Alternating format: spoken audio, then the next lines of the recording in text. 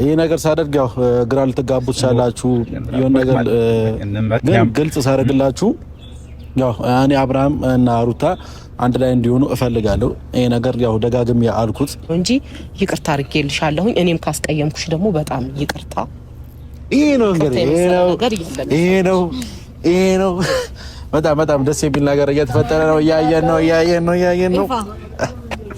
ያው በጣም ደስ ብሎኛል።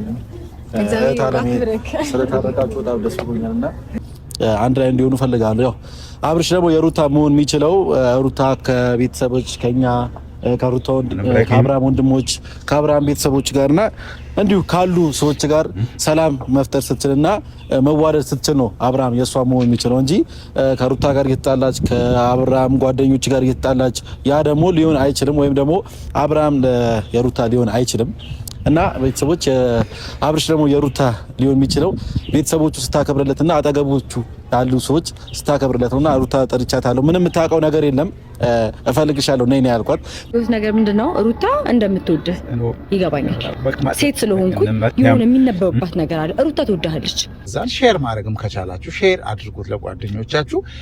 ይሄ አስታራቂ የሆነ ቃላት በቃ ከጭቅጭቅ ወተን አብርሽን ከልክ አውጥተን ከሚወዳት ከሚያፈቅራት ብዙ መስዋዕት ከከፈለላት ከሩታ ጋር እንዲሆን እናድርገው።